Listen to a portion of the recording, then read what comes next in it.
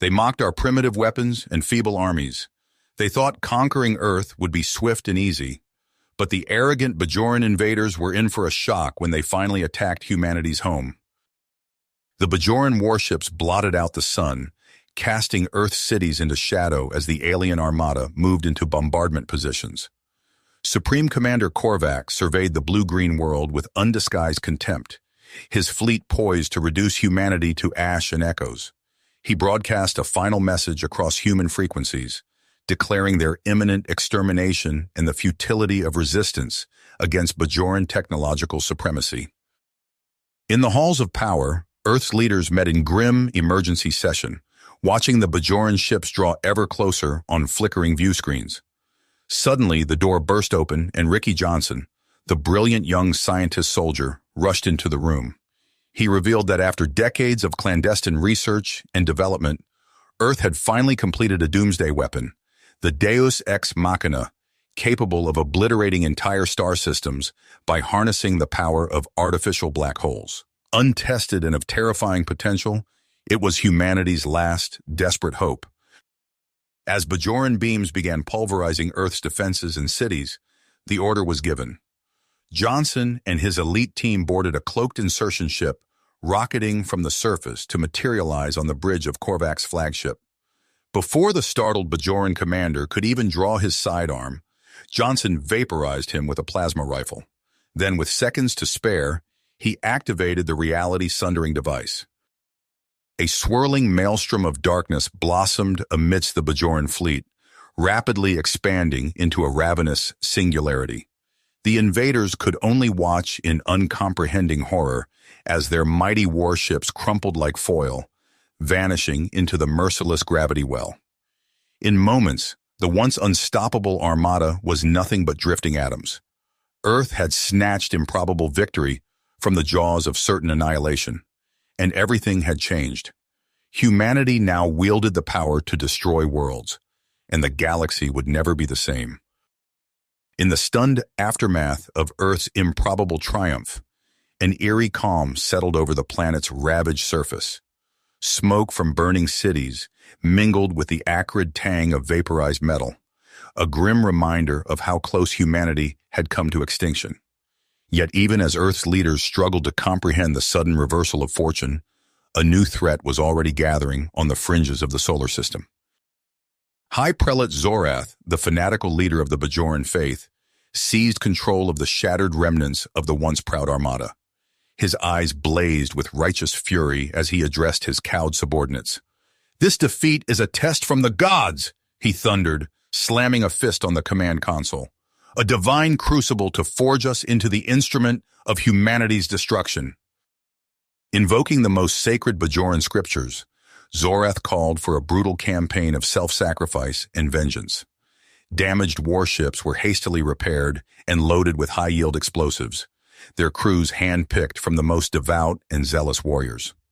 Chanting prayers of immolation, the Bajoran ships accelerated towards Earth, each pilot determined to ram directly into the densest human population centers. Ricky Johnson watched the sensor displays with a growing sense of dread as the incoming attackers drew closer. The young scientist knew that even a single ship impacting would unleash devastation on an unimaginable scale. With unbreakable spirit, he activated Earth's last line of defense, a network of gravity well projectors that had been secretly deployed in orbit. Space itself seemed to ripple and convulse as the projectors sprang to life, warping the very fabric of reality around Earth. The Bajoran ships, caught in the sudden maelstrom of gravitational forces, spun out of control, careening wildly off course before vanishing into the yawning void of empty space. Johnson exhaled slowly, hardly daring to believe that Earth had been spared yet again. But even as the immediacy of destruction receded, new horrors came to light. Interrogations of the few surviving Bajoran soldiers painted a chilling picture of the true face of the empire, a monstrous regime built on genocide, slavery, and fanaticism.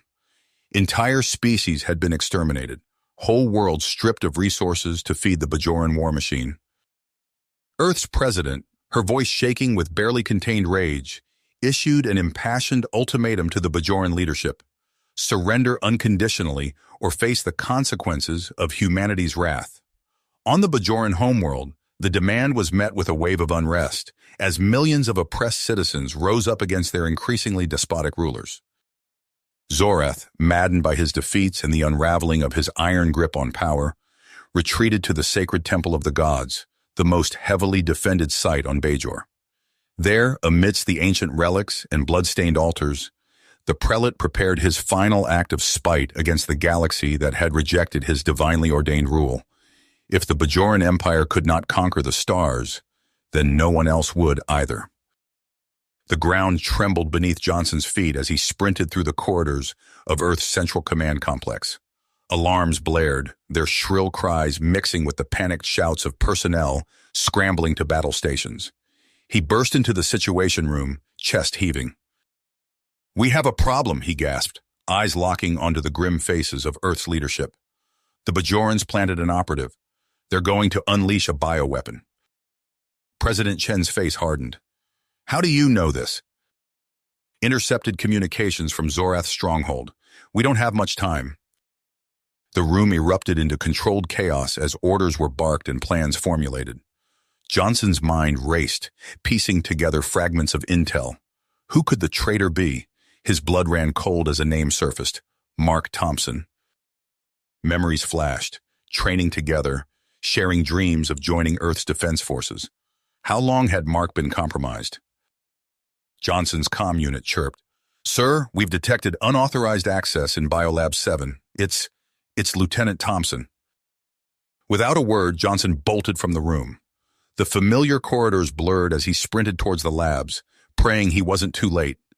He skidded to a halt outside Biolab 7, drew his sidearm, and punched in his override code. The door hissed open. Mark stood at a console, fingers flying over the controls. He turned, eyes widening in recognition. "Ricky," he breathed, "you shouldn't be here." Johnson leveled his weapon. "Step away from the console, Mark. It's over." A mirthless chuckle escaped Mark's lips. "Over? It's only beginning." His features shimmered, melting away to reveal distinctly Bajoran features. "The prelate sends his regards." Johnson lunged forward, but Mark was faster. A remote detonator appeared in his hand, thumb pressing down. The world erupted in fire and shrapnel.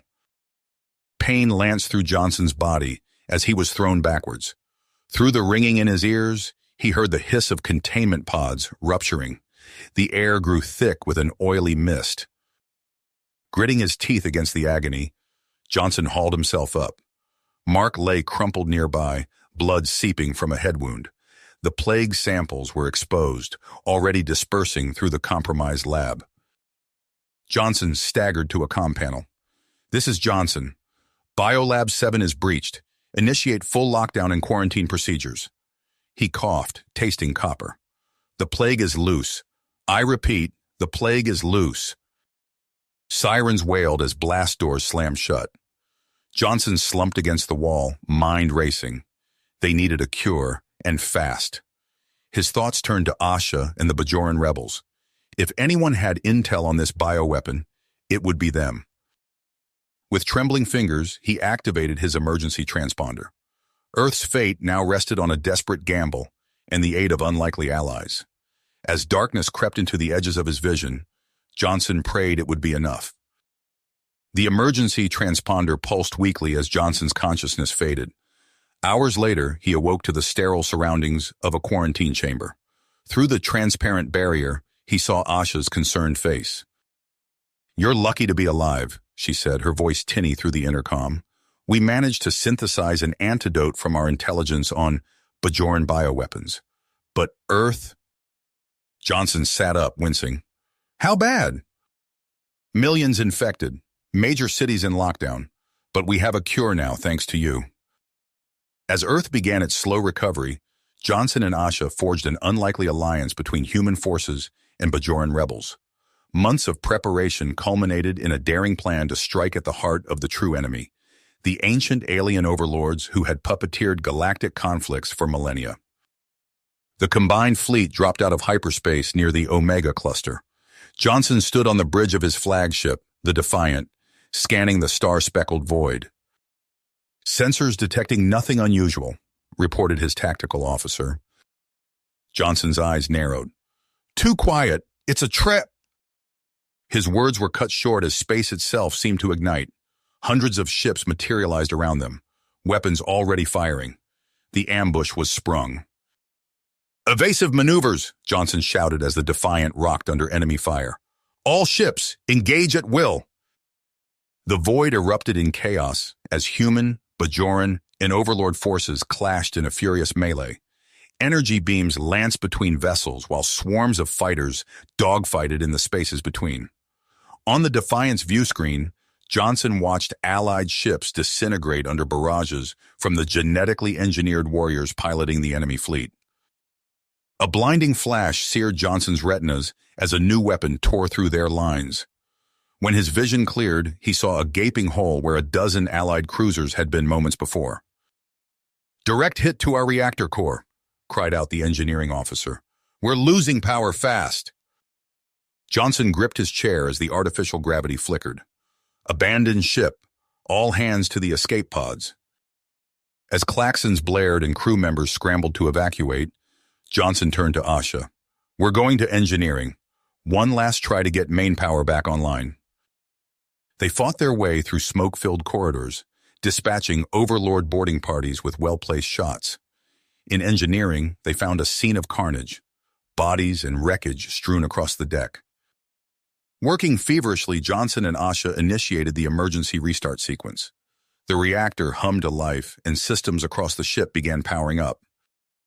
We did it, Asha exclaimed, a rare smile crossing her face. The triumph was short-lived. A beam of impossible power lanced out from the heart of the Omega cluster, vaporizing ships from both sides indiscriminately. As the energy dissipated, Johnson gaped at the source, a colossal sphere of alien design, pulsing with barely contained singularity at its core.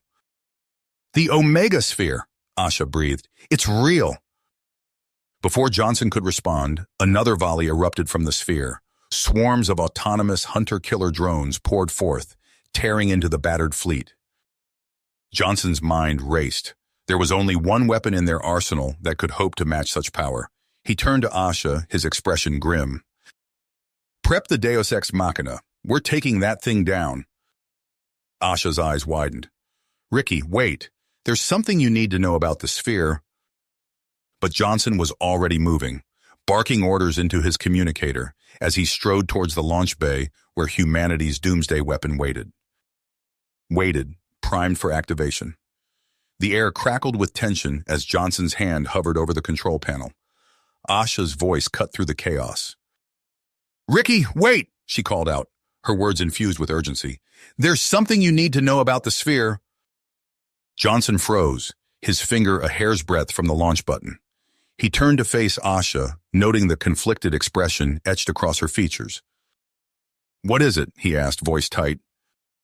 Asha's eyes darted to the view screen, where the Omega sphere pulsed with otherworldly energy. The sphere, it's not just a weapon, it's a cosmic terraformer, capable of reshaping entire galaxies. Johnson's brow furrowed as the implications sank in. Images flashed through his mind, Earth rising from the ashes of invasion, humanity ascending to galactic dominance, worlds remade at their whim. For a moment, the temptation was overwhelming. But then he saw beyond that initial vision. He saw Earth becoming the very thing they had fought against. Oppressors, tyrants, genocidal conquerors. He saw the cycle of violence repeating itself, with humanity at its head. Johnson's hand fell away from the controls. He met Asha's gaze, understanding dawning in his eyes. You're right, he said softly. If we destroy the sphere, we're no better than the overlords. There has to be another way. He strode to the command console, opening a channel to the battered Allied fleet. This is Commander Johnson to all ships. Fall back from the sphere and form a defensive perimeter. Turning back to Asha, his expression hardened with willpower. We're going to capture that thing intact, or die trying. What followed was a battle that would be seared into the annals of galactic history. The void erupted in a maelstrom of energy weapons and missiles as the Overlord Armada threw everything it had at the human rebel forces. Ships disintegrated under the onslaught, their crews vaporized in an instant. On the artificial habitats of the sphere itself, Johnson led a strike team through nightmarish corridors. Plasma bolts sizzled past their heads as they engaged in vicious close-quarters combat, the air filled with the acrid stench of ozone and burning flesh. One by one, Johnson's comrades fell. He watched in horror as a soldier he'd trained with for years was cut down by Overlord fire, his body crumpling to the ground. Each loss was a knife to the gut, but Johnson pushed on, driven by the magnitude of what was at stake. In a cavernous chamber deep within the sphere, Johnson's team found themselves pinned down by relentless Overlord fire teams. The air shimmered with heat as plasma bursts impacted around them. Asha darted from cover, laying down suppressing fire to give the others a chance to advance. But as she moved, a stray plasma bolt caught her squarely in the chest. She stumbled, eyes wide with shock, before collapsing to the ground. Johnson rushed to her side, cradling her in his arms.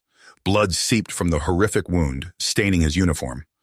Asha's breath came in ragged gasps as she looked up at him. "Ricky," she wheezed, her voice barely above a whisper. "You have to finish this.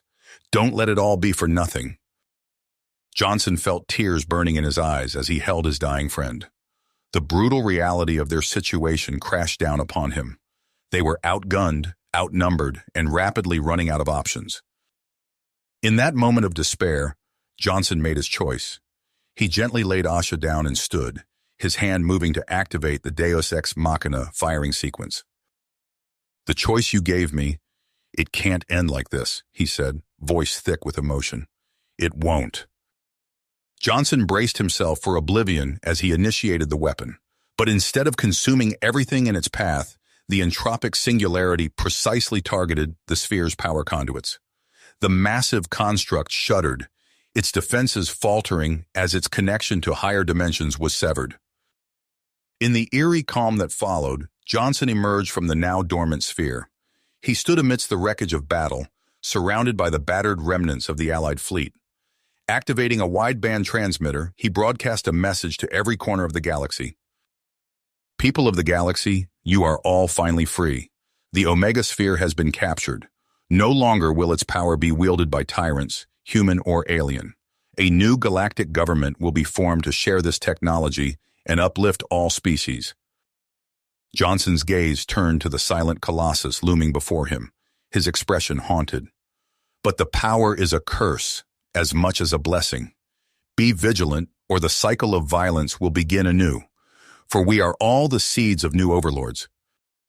As the victorious fleet limped homeward, a figure watched from the shadows of a distant system. Its scaled features twisted into a cunning smile as it observed the aftermath of the battle. "So naive," it hissed, eyes glinting with malevolent intelligence. "The true war is only just beginning."